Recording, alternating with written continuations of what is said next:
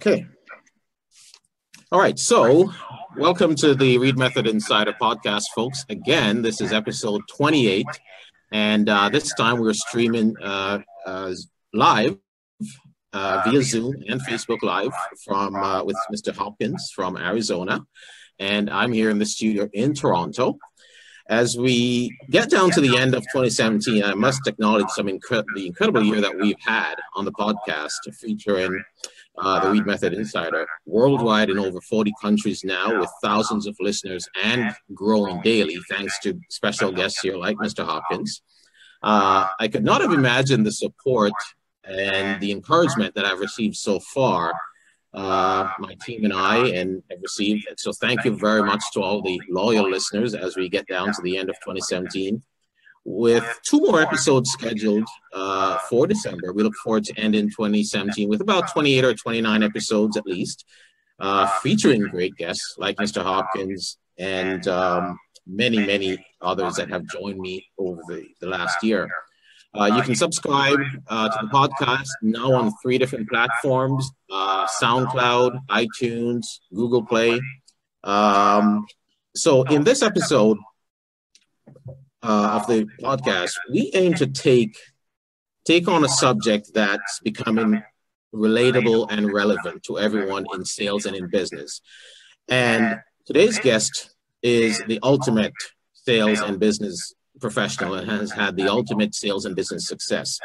And that is how he exemplifies how to stand out in the crowd. And we want to talk about that today and how to set you up.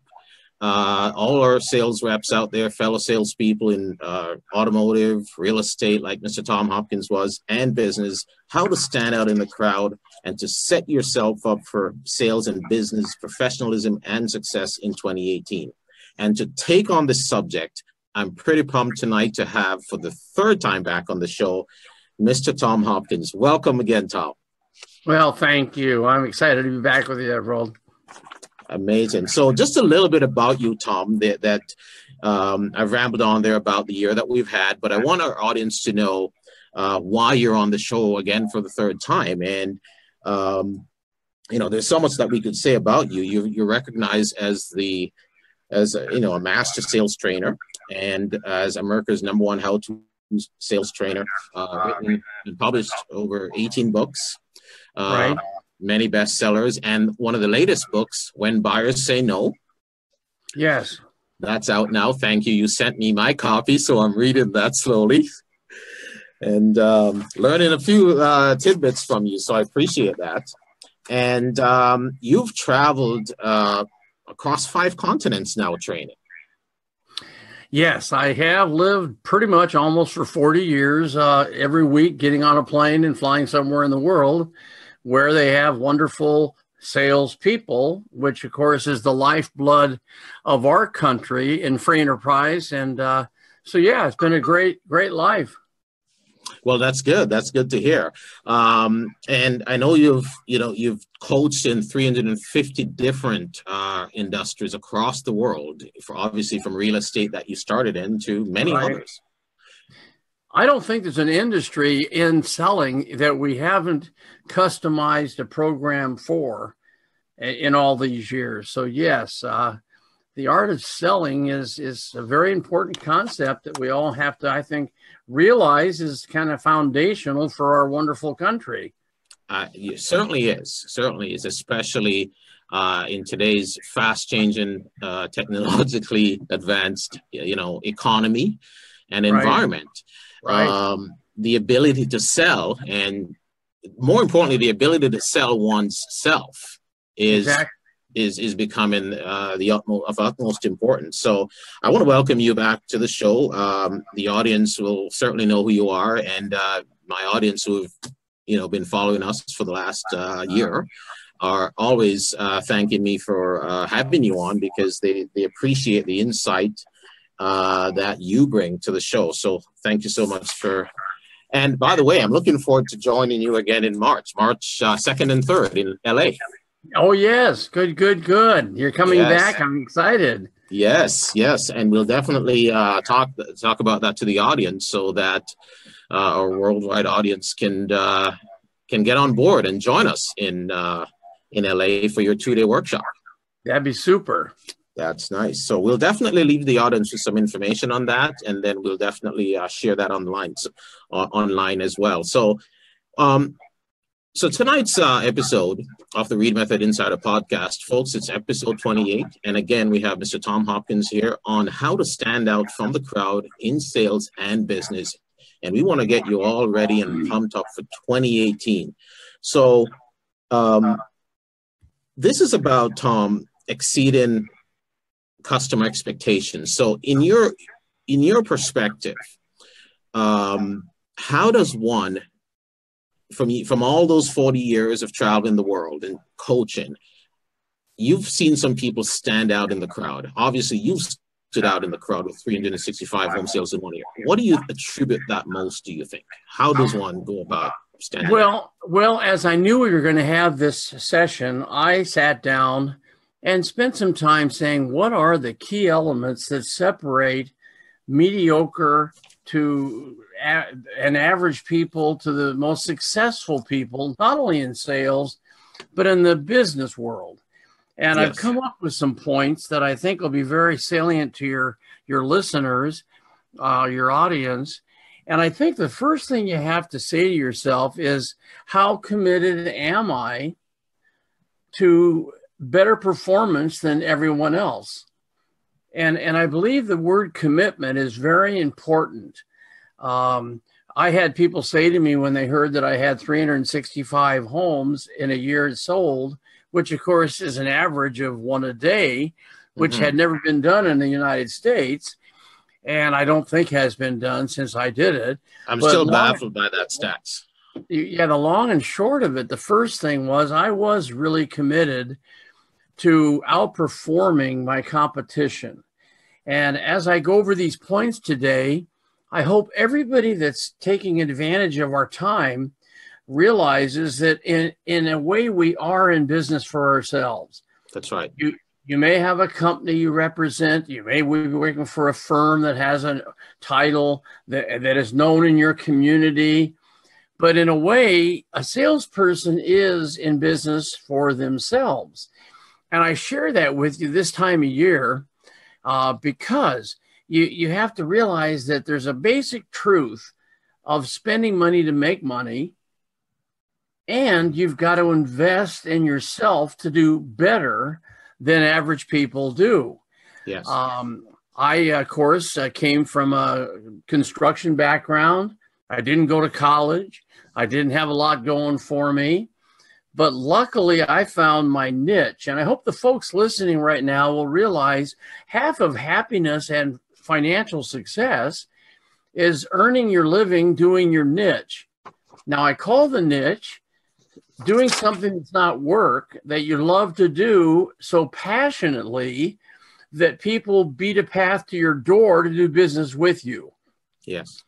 My last year, 96% of the homes I sold were referred or people I'd already sold property to.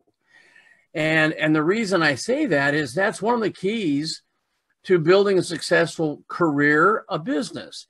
You have to have a reputation that people want to hear your message. They want to know why you've done so well. And in essence, they become coachable to what you teach. And so I think the first of the things I talked about or thought about while I'm preparing for this time is you've got to find something you have a passion for and you commit to it. And you have to put in more time and effort to build the business. Yes. Many people want to have a successful business without putting forth the time and effort. And my first 3 years, Everett, I took 3 days off, meaning I had for 3 solid years, 3 Christmas days off. That's it. Now it's fanatical. And I have had people said, I don't want to work that hard. Well, maybe you don't. But I found by that 3-year commitment of fanatical effort and activity, that's how I built the business to where the 4th year I worked less, 5th year, 6th year. And of course, by my 8th year, I never had to prospect because people sent business to me because I'd worked so hard. So I want to start off by saying this next month or two, as we prepare to start a new year, it's important you have quality activity and not just kind of slow down like so many of your competition will. Yes. I think this is the time to call your clients, to send thank you notes thanking them for being your client, getting them the most important folks. I think it's the time of year you may want to get a gift and thank them. Yeah. But please realize you got to spend money to make money, invest in yourself. And secondly, you've got to be authentic, meaning there's no need to be a fake. Be yourself. Sincerity is the key to building long-term relationships. And yes. I really believe in the world of business and sales, we're in long-term relationship building. I mean, I can't tell you the number of times I had a seminar in San Francisco a while back, and a man came up to me and says, Tom, I wanted to say hi. I heard you came into the town for a seminar. And I didn't come to the seminar. I came to thank you. I said, well, for what? He says, well, almost 40 years ago, I walked into your real estate office. My wife and I had no money. We wanted to rent a home. And you were so not only insistent that we consider purchasing, but you helped us with a very low initial investment, got us into a home. And I came today because now my wife and I are retired, but the largest part of our net worth and the equity that we enjoy our golden years with is the equity in that property that you almost made us buy instead of rent. Mm-hmm. So thank you, Tom. And now, see, when people spend their money and thank you, you're doing a good job. 100%. And so that was kind of the thing. So also, I believe another point is you've got to be different. Do things other salespeople or other people don't do to exceed what I call customer expectations. Mm-hmm. For example, here's a couple things I did. If you came in to look at homes and you didn't buy, I still sent you a thank you note. And I really believe the thank you notes today, handwritten, are more important than they were back when I did it, because today no one's doing it. Yeah. It's all electronic transactions, it's all email, which is not real personal. I would love to suggest the folks right now with us find their 10 best clients and send them a very, very nice thank you letter, letting them know how much you appreciate the fact that you're getting to serve them. And you'll be amazed how this type of a letter will have such an impact today. I used to do crazy things. 4th of July, I would pick out 100 or 200 of my best clients, and I would spend the whole day putting a little flag on the front yard for 4th of July. Wow. Now they wake up, they go out to their car or go out to drive away, and there's this little flag with my card on it saying, thank you for letting me be your servant in the field of real estate. And I would do that. When people would come to my open house to look at property, especially in the summer, in a hot summer day, I'd have half gallon of ice cream for everybody that came to look at the property. Well, of course, it was a nice thing to do, but if it's 95 or 100 degrees, let's say 44 Celsius, where are you going with a half a gallon of ice cream in your car? You're going home. Now, this is how I got them off the street to not look with any other realtors till I got together this next week and showed them properties. Oh, nice. So these are the little things that I think set me apart from the average trick. And I think that if people will be different, do things other people don't do, they're going to be the path to your door, not for once, but for a lifetime to have you serve them. And then another thing, it's so important that we stay in touch and do a follow-up with people. You have no idea, Everell, how many people in sales don't keep in touch with their people. And I had a goal every year. If you purchased a home from me, you would hear from me at least 6 times a year. Now, I would tie it into holidays. For Halloween, I'd put a pumpkin on your front porch so you'd have a pumpkin without going to the market. For Christmas, of course, I would have a very nice letter for you. And then, of course, I would put the flag out on 4th of July. Halloween, I would give some type of thing. But I tried to tie in my follow-up with dates. Now, of course, everybody listening, when you have a buyer, husband and wife, or one of them, make sure if they have children, you get the children's names, their ages, and most importantly, their birth dates. Now, you can make this part of the way you build the structure of your follow-up. And I used to, every month, I would have first myself, but then eventually my assistant would send all those children birthday cards 3 days before their birthday. And it was amazing how the kids would go to their mom and dad and say, "Oh, Mr. Hopkins, the real estate agent, sent us a birthday card." Costs nothing. Nothing, yeah. But you are doing something average people don't do, which makes you stand apart from your competitors. So you want to stay in touch. Also, I think it's important that if you make a mistake, which we all can, we're human. Yeah, absolutely. But admit the fact you might have made a mistake, but keep in touch with people. One thing I learned over the years, I had unhappy clients. We can't make everybody happy. God bless. We wish we could. Yeah. I had people who weren't that happy, but I kept in touch. I followed up. I sent them all this stuff. And sure enough, 2 years later, they still call me back because I'm the only one that kept in touch, followed up, gave them a pumpkin, whatever. So let's make this the goal. Keep in touch, follow up. Because out of sight is out of mind, and you'll not have a long-term relationship with them. And that's the goal. And realize that following up with people builds trust.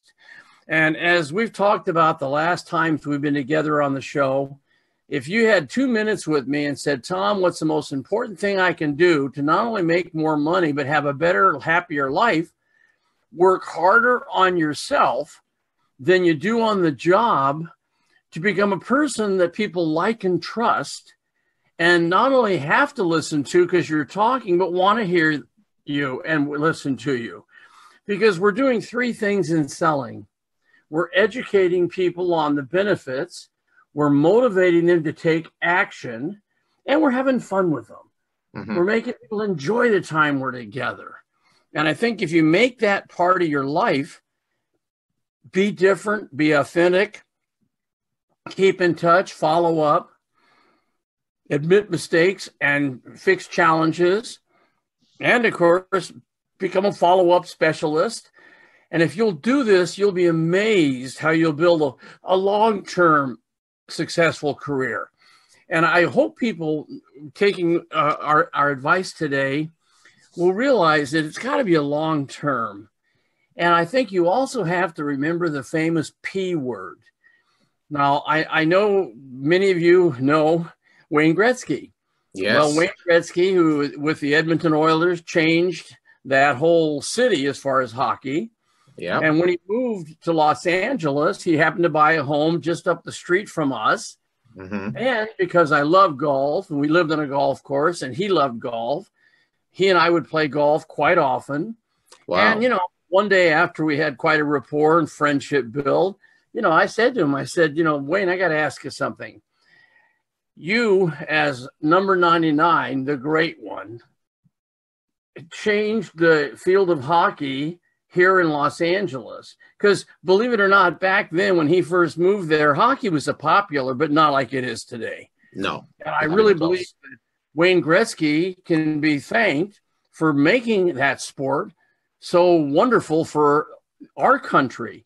Yes. And so we're driving home from the golf course. And of course, I had a few rounds with him. And I said, Wayne, you don't know much about me. I'm an author. I write books. But I have seminars, and, I have thousands of people every year in front of me, and I teach. And of course, I'm flattered to have you as a friend and a golf buddy. But I go to Canada quite often. And so I want to let them know, if you had one thing you could tell me that would help the people that want to be better in business and sales, what might it be? And he didn't hesitate. He said, you must have a burning passion for all aspects of your endeavor. He said, I had a passion for hockey, of course. I had a passion for practice, which many people don't want to practice. They just want to get out and play. They just want to play, yeah. Right. He said, I had a passion, of course, for winning, but I had a passion for losing. I had a passion knowing that when I skated on the ice, that most of the other opponents were skating after me, because at that point in my life, I would be winning most of the games, which is true. He changed hockey for the Kings here in LA. Absolutely. So I guess the point I'm getting at is he said that one word, passion. And I hope all the folks now listening or watching us will find something you're passionate about. Now you might sit there and go, well, I don't love what I do. Well, life is too short not to be happy and love what you do. Absolutely. So I would give you a suggestion. Find out how long you must have money without needing to make money, and you put it away this year so that you can live without needing the money for an amount of time to build your own business. And I totally believe that people that make the most money in life take a risk. They put their name on a building, or they say, I'm opening up my own company, or I'm going into sales where I get paid a commission. I'm going to find something I love to do. And that's really one of the keys. You know, I've had people say, where can I make the most money? Don't look at it like that. Where can you do something you have a passion for and love to do, and the money will be a byproduct of the service you give to your fellow man? Absolutely. When life is fabulous. Yes. People say to me, I've got relatives and friends that know my whole life. And they go, why, Hopkins, do you almost every week, get on a darn airplane and fly somewhere in the world, spend all the time on the plane, live in a hotel room? Why? And I said, because I have a passion for teaching, and people that come up to me and say, Tom, you changed my life 25 years ago when you found us a home, or you changed my life when you got me into an apartment building, an investment. Or I've had people say, you got me that commercial building. And, I bought the second Taco Bell in the United States when they first started. I was only 20. But that little Taco Bell, of course, has flourished, as well as all the other investments I've made. So you got to make money and spend money to make money. And Absolutely. I have a little thing. Learn more, so you earn more, so you save more, so you then invest more, and the end of your life, you'll be able to give more. Gotcha. And the happiest times in your life is when you've been blessed with abundance, and you can give not only to your children, give to your brother or sister who goes into a financial trauma, or your mom and dad who maybe they didn't make enough money to live with dignity, and you can reach out and say, hey, I'm going to help you every month. So the giving is the key, but it started with the serving. Yes.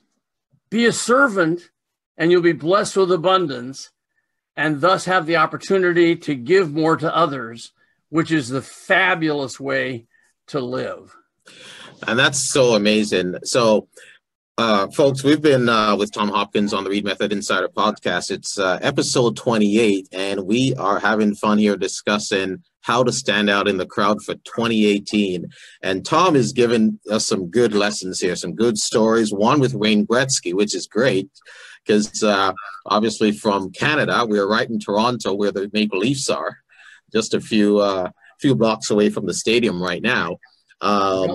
Yeah, we are. We are downtown Toronto right now. And obviously, I'm familiar. I've been to Wayne Gretzky's winery in the Niagara region. So I'm familiar with that, 99, his winery there. Beautiful. And my kids have actually played football at a field that he sponsors. He has a hockey complex with football fields as well. So we're very familiar with him, and that's just so, so close to home. Well, and you know what's funny too, Everald, is his home is on the top of a mountain, and all of us that know him call his home Taj Mahal. It's a beautiful mansion, and so he lives in Taj Mahal. But what a fine man, and what a good friend. But I just hope that people realize that the qualities that we're talking about aren't just in salespeople's lives. They're in anyone who stands apart from the crowd, who is looked up to as a success, and they live certain things. They make a commitment to what they do. They have a passion for life and what they do, and they love people. And don't forget that. I mean, I don't care what you're doing in business, you're first and foremost in the people business. I really wasn't in real estate. I was in the people business for 8 years, serving people, getting them happy into a property. And of course, earning a wonderful income, making people happy is a fabulous way to live. Amazing. So, folks, we've been talking about all these great things that we should set out to do to stand out in the crowd for next year. And we started with, I'll just share with you 4 of the tips that Tom has covered so far. We spoke about exceeding expectations and how important that is to be different. Focus on being your unique self, authenticity, right? Not trying to be like other people. And doing the things that most other salespeople don't. Like you talked about putting pumpkins, delivering pumpkins at Halloween time. All those unique things do matter. Those are all huge.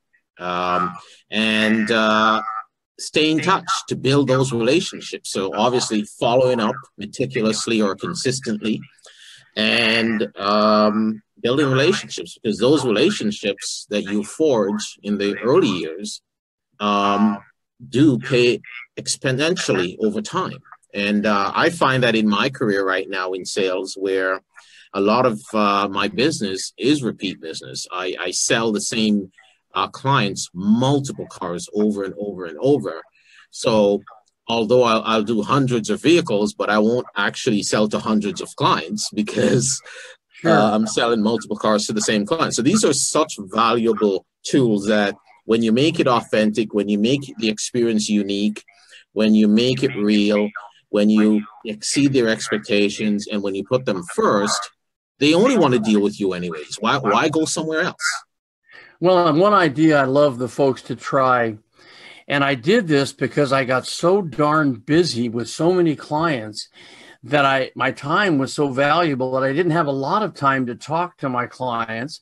So what I started doing was I would wait till, if they had a company, worked for an office, I wait till it was 9 or 10 o'clock at night when I knew they weren't there. Then I would call the business, and I would just call, Jim Smith. Hey, Jim, it's Tom Hopkins. It's 10 o'clock at night. I know you're not there, of course, but I just wanted to take a moment and thank you for being a valued client. I've so enjoyed serving you this last year and look forward to doing so for many years. Nice. Now, that took me about 10 seconds. I don't have to talk. I don't have to chit-chat. But he gets there in the morning and turns on his machine, and there's Tom saying, hi, thanks for being a valued client. And my God, you called me at 10 at night. So these are those little things that are huge because no one else is doing them. So some great tips. And I think this is just an amazing way to wrap up 2017 and to pretty much put things on a platter so that our audience, including myself, can take a survey of how good we've done for 2017 and how we can improve and how we can, make some adaptations or some of those minute changes that can affect huge results. And do spend time, everybody, setting your short-term and long-term goals for the next year. The average American in our country spends more time planning the details of their vacation then they plan the details for their long-term success. So I would love the folks to not only have a wonderful holiday season, enjoy and have fun, but get away. And if you're married with your spouse, and say, I want to get some short-term goals. I think you need 4 a year. And then I think, a long-term goal is, what are we going to have as a net worth? What are we going to enjoy financially when we do decide it's time to hang it up and retire? Average people do not invest time setting those goals. And I hope the folks that we're sharing ideas with will say, hey, I'm going to have my long-term goal. What's my net worth going to be in 20 years as an example? How much money will my net worth generate as to the interest on the money so that I can live without needing to make money? Because when your money works as hard as you do, it's really a wonderful life to live off the money your money is making. So take those ideas from us. And I hope you know the sincerity that both, Overall and I have in our message to have you have a better life. And if that happens to you because of our message, then our life is being fulfilled. And that's what I know, live for. Exactly. So I very much appreciate the perspective and how you've crafted the answers to these questions. Even though they're sales and business and success questions, we're bringing in the human element and the feel-good element to the equation, right? Because ultimately, we want the whole purpose of being successful is to have that better life for ourselves and for our families. So, I love the angle. So, thank you so much for that. So, to wrap up a little bit, how about if we talk about admitting mistakes and fixing problems so that we can, because the whole thing here is to form all these great relationships. And some people don't get to form as many great relationships as they can because they sometimes lack the ability to say, I'm sorry, or I made a mistake. Exactly. So that's important as well. So how do you think that? And throughout your career, have you ever had to take a step back and say, you know what, I made a mistake, but let me try and fix this? Oh, yes, definitely.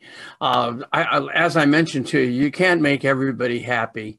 And in the darn business, when I was so darn busy, I would mess up. I'd forget to follow up, maybe not keep a commitment. And, I'm a very sensitive person because I love people so much. But yes. I, of course, always humbled myself to apologize. And oftentimes I would write a note, just saying, hey, I know that I didn't handle that properly.